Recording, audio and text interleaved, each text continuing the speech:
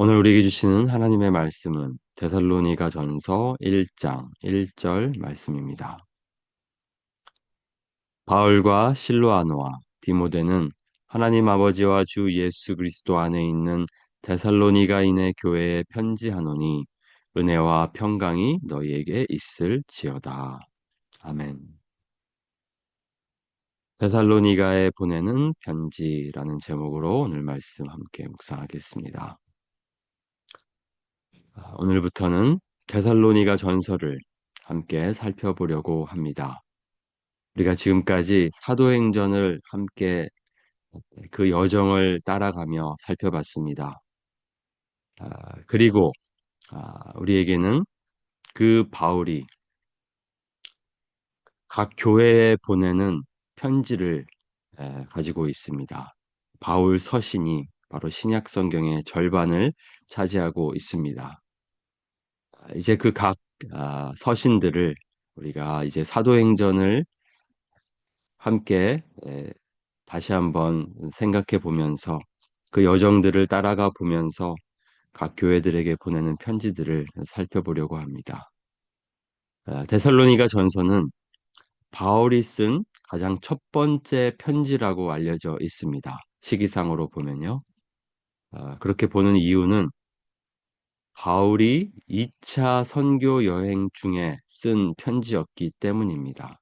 매우 이른 시기에 다른 편지들은 그 후로 쓰여진 편지라면 매우 이른 시기에 쓰여진 편지라고 할 수 있습니다. 바울이 데살로니가 교회에 보내는 첫 번째 편지가 바로 데살로니가 전서이고요.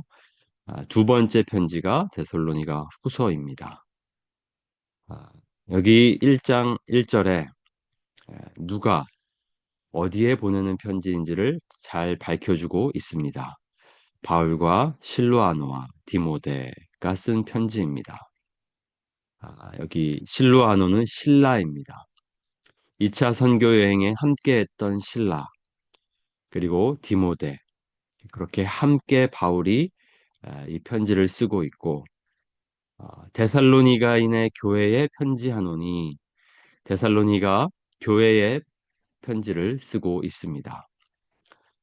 이렇게 세 사람이 함께 쓰고 있다라고 하고 있지만 실질적으로는 바울이 쓴 편지입니다. 바울의 편지인데 이렇게 또 함께하고 있는 동역자들의 이름을 거론하면서 한 마음으로 쓰고 있다라는 뜻입니다. 데살로니가 전서 2장 18절을 보면요. 바울이 직접 이 편지를 쓰고 있다는 것을 알 수 있습니다.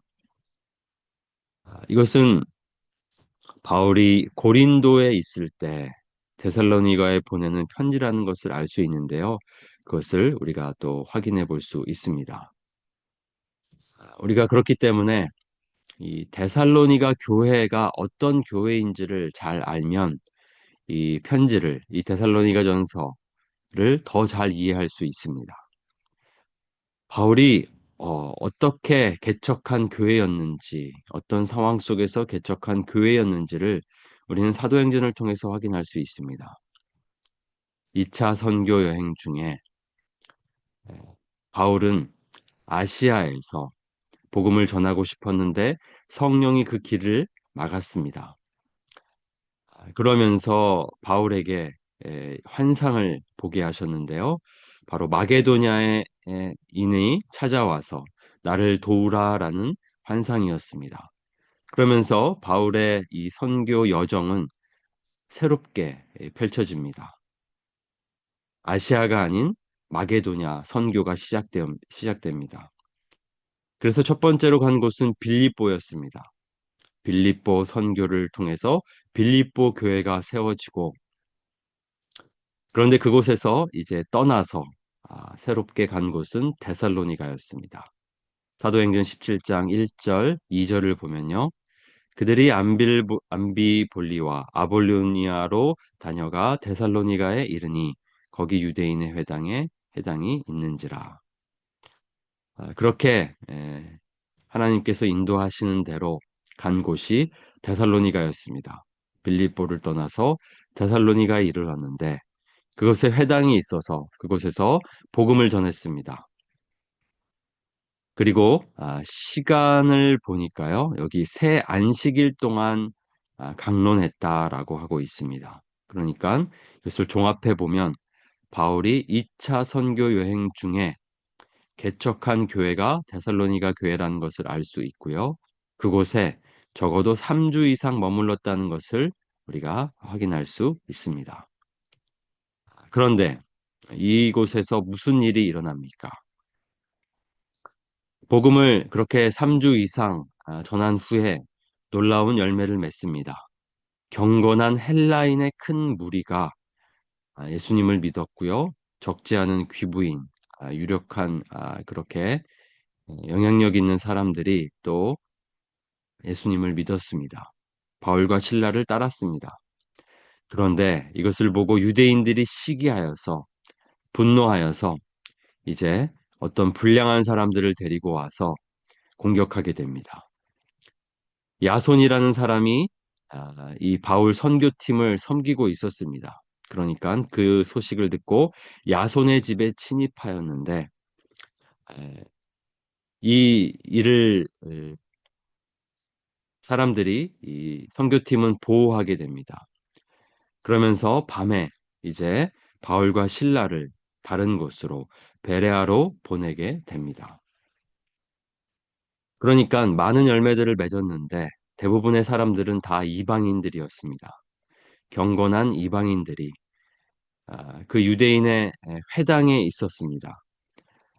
유대인만 있었던 것이 아닙니다. 회당에는 이렇게 경건한 하나님을 경외하는 이방인들이 함께 있었습니다. 복음을 듣고 예수님을 믿었던 사람들은 대부분 그렇게 이방인이었습니다. 유대인들은 어떻게 반응했습니까? 분노했고 그것을 듣지 않았습니다. 그래서 예수님을 믿지 않았고 오히려 이 바울 그리고 그 선교팀을 공격하게 됩니다. 그러니까 지금 이 데살로니가 교회는 바울과 함께한 시간이 그렇게 길지 않았다는 것을 알 수 있습니다. 적어도 3주 이상, 그러니까 오랜 시간이 되지 않아서 바울이 떠나야만 했습니다. 이제 막 개척된 교회였습니다. 그런데 바울이 떠날 수밖에 없었습니다. 어떤 상황인지 우리가 알 수 있습니까? 아, 지금 바울을 통해서 양육을 받은 시간이 그리 길지 않았다는 것을 알 수 있습니다. 그러니까 지금 바울에게는 이 교회가 매우 걱정스러웠고 그래서 이 교회를 양육하고자 편지를 쓰게 됩니다. 그래서 그 시기도 보면요. 여기 바울이 아덴에 머물렀을 때에 베레아 다음으로 간 곳이 아덴이었습니다. 그곳에서 아, 이제 처음에는 바울 혼자 있다가 디모데를 만납니다. 그래서 아덴에서 우리만 아덴에 머물기를 좋게 생각하고 우리 형제 곧 그리스도의 복음을 전하는 하나님의 일꾼인 디모데를 보내노니 그렇게 디모데를 보낸 후에 이제 나중에 고린도에 있을 때 디모데가 다시 데살로니가의 소식을 가지고 오게 됩니다. 지금은 디모데가 너희에게로부터 와서 너희 믿음과 사랑의 기쁜 소식을 우리에게 전하고 바울은 데살로니가 교회가 걱정됐습니다. 어떻게 지내고 있는지. 그런데 감사하게도 그들이 믿음으로 또 사랑으로 서로를 이렇게 돌보면서 잘 서 있는 소식을 듣게 됩니다. 그래서 바울은 기쁜 소식을 듣고 감사한 마음으로 이 편지를 쓰게 됩니다. 그러면서 감사한 소식, 감사한 마음을 표현하면서 데살로니가 교회에 이 편지를 쓰게 되는데요.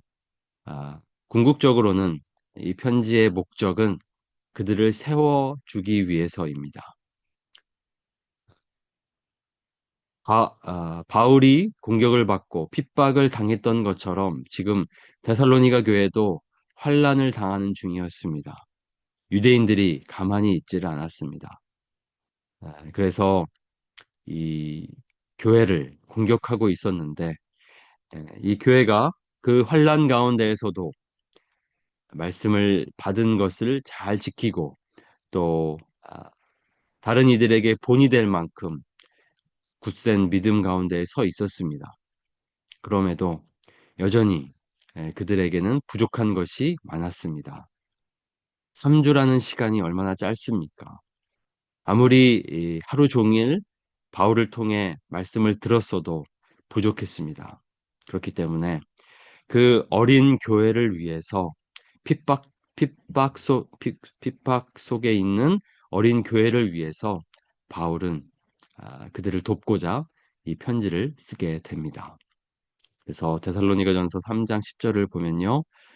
너희 믿음이 부족한 것을 보충하게 하려 함이라. 늘 그렇게 기도하고 있었습니다. 그러면서 이 편지를 쓰게 됩니다. 부족한 믿음을 채워주기 위해서 이 편지를 쓰게 됩니다. 저 여러분에게 필요한 것이 바로 우리의 믿음이 더 채워져야 하는 것입니다. 그러려면 우리가 이 편지를 봐야 하는 것입니다.